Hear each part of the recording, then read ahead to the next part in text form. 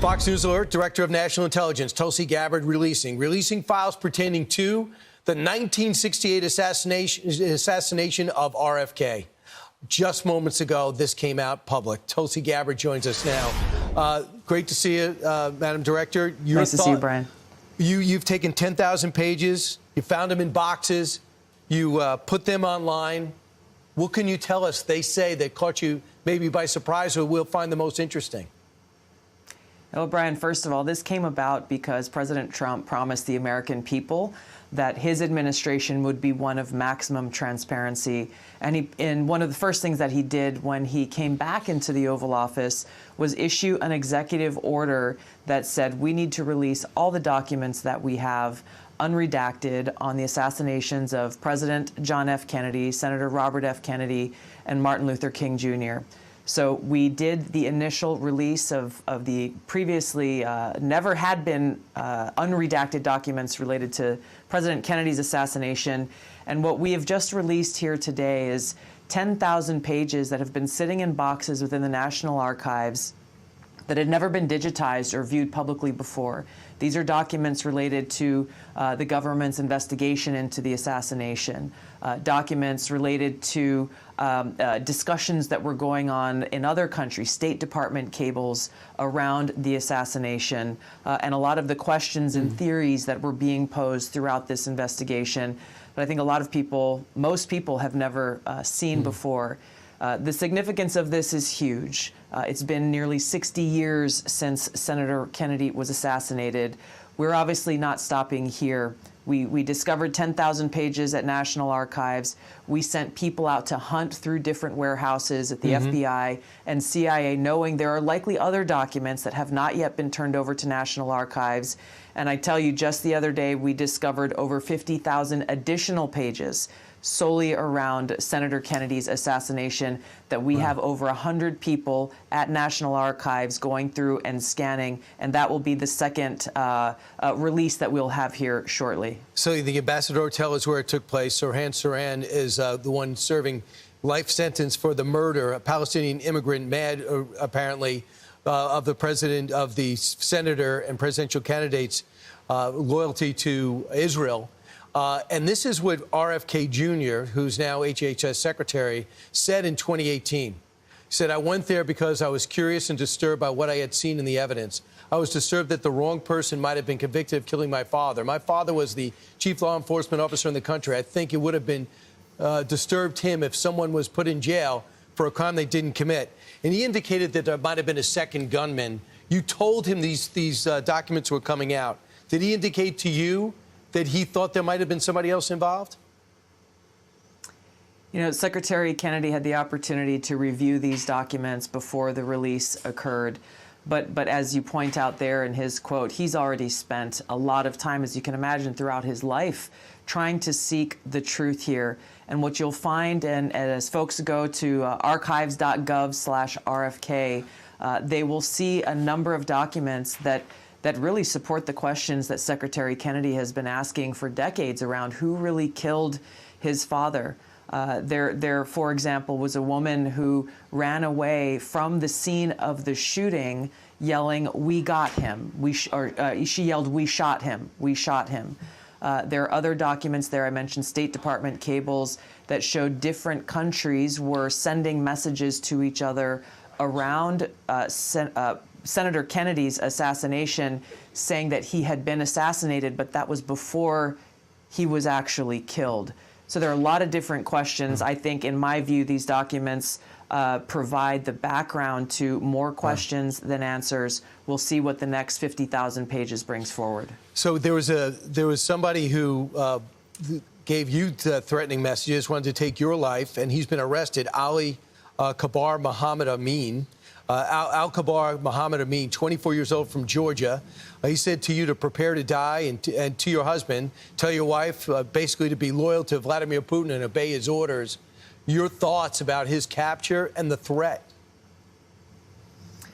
Well, first of all, this is a radicalized individual who started sending direct threats both to me and my husband weeks ago.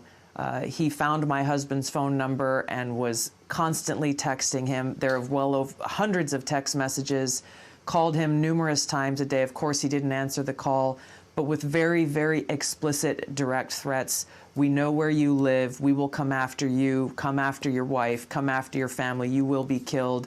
And I received similar threats myself. So I want to just say thank you to the FBI and the U.S. Marshals and local law enforcement there in Georgia, who, when presented with evidence, conducted an investigation and quickly brought him in and arrested him. It has obviously stopped the threats from coming in, but these things have to be taken seriously. And again, when we look at what the tragedies our country has experienced in the past, we look at the fact that our own president had 2 assassination attempts in his life just recently.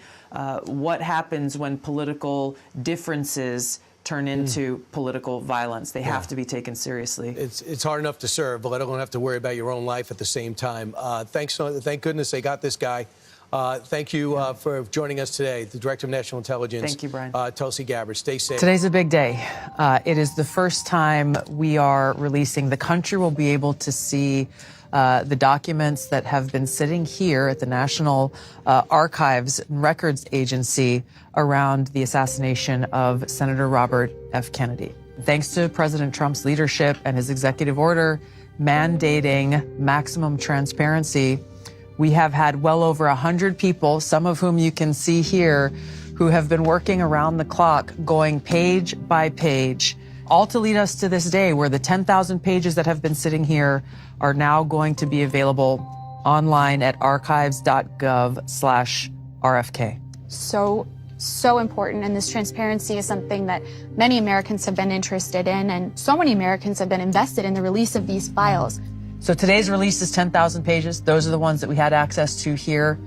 Just the other day, we discovered and found another 50,000 pages specifically related to the assassination of Senator Robert F. Kennedy. And so the work you're seeing happening here today is going to continue on as we have other teams going out and doing those searches and hunting for additional records that, once again, have not been found or released to the public ever before. Well, we would love to look at some of these documents with you if you have time. Yeah, absolutely. This here is a file of the Department of Justice case file on Sirhan Sirhan, and it includes photographs and map of the Ambassador Hotel as they were conducting the investigation into the assassination. Over here we have records from the FBI Boston field office. The FBI gave the investigation the code name of Kensalt, and so part of this release includes some of those Kensalt investigative records, and I know that there are many more to come. Yeah.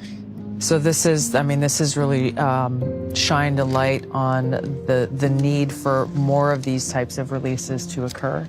People will find in the release today, there's no quote-unquote smoking gun, but there's a lot of interesting things that have not been previously known that really call into question what really happened and what was behind it. If you look on this memo alone, you see Kuwait, London, Tel Aviv, Beirut, Jeddah, Tunis, Benghazi, Baida, all of these American embassies who were the recipients of this cable.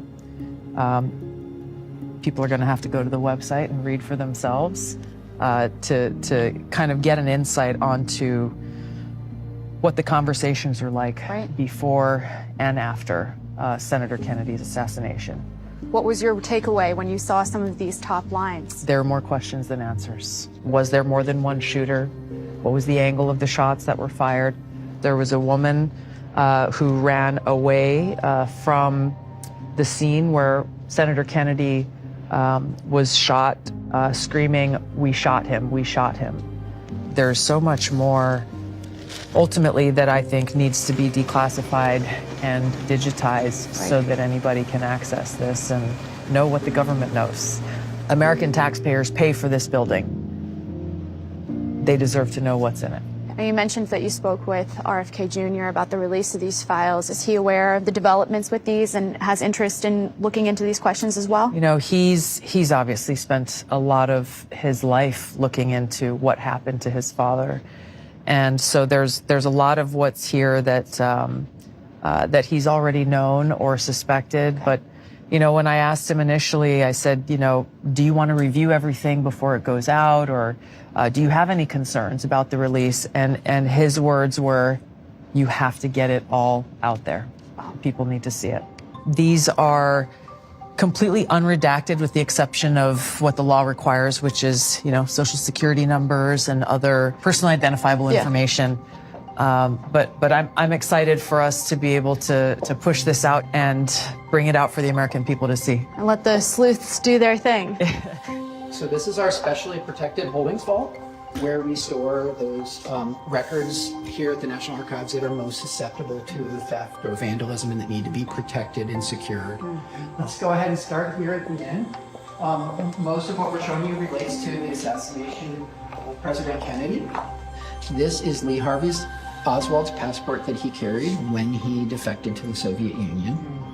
And this is also his passport application. Is that a baby? His daughter. Oh my gosh.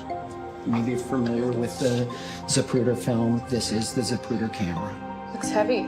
It is. Don't drop it. Oh. But you guys are glad you don't have to use these kind of things. So we have here, if you'd like to see it, we do have the shirt that Oswald had on when he was shot.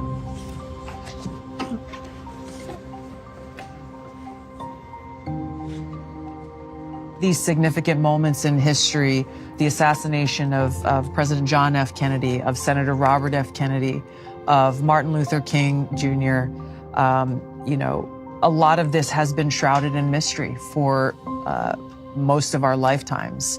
And so this transparency of being able to take these documents, scan them in, and make it so that people can read them with a click of a button is important. It's important to the country, and it's important in our continued search for the truth and building trust in our government.